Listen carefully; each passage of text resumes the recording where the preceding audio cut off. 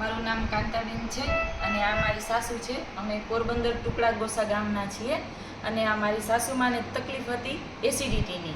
તો અમને લોકો અહીંયા પોરબંદરમાં બતાવ્યું, એમને અમને બેકબોન હોસ્પિટલનું સજેસ્ટ કર્યું કે અહીંયા બેકબોન છે, અહીંયા શ્રીનિવાસ સર છે, એનું સારું એવું છે. અમને ગામના લોકો અહીંયા આવી ગયા છે અહીંયા, એટલે અમે અહીંયા આવ્યા એમને સજેસ્ટ કરીને.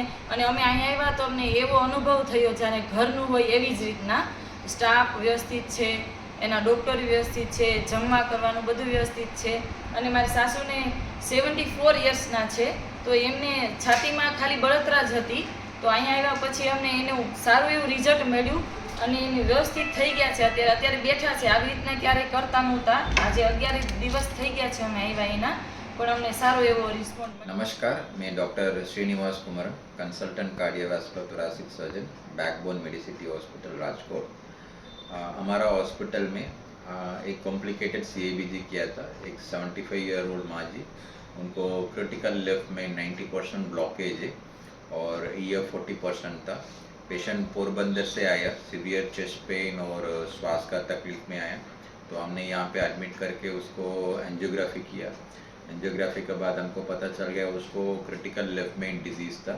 तो पेशेंट को हॉस्पिटल में 2 दिन 3 दिन उनको रुके, फिर सारा इन्वेस्टिगेशन किया था। इन्वेस्टिगेशन के बाद उनको हमने बाईपास को लिया। बाईपास भी थोड़ा आराम से चले गया। बाईपास के बाद माँ जी को रिकवर भी अच्छा है।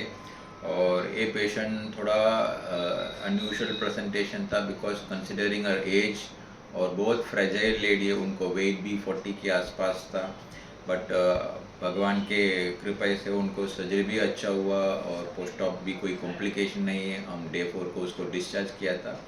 और हमारा हॉस्पिटल है, सारे टीम सारे डॉक्टर ने पूरा एक टीम जैसे काम करके ये रिजल्ट तो दे दिया था। Thank you. એક આ હોસ્પિટલનું નામ જ છે બેકબોન, તો તમારો પુનર્જન્મ થાય અમને એવો અનુભવ થયો.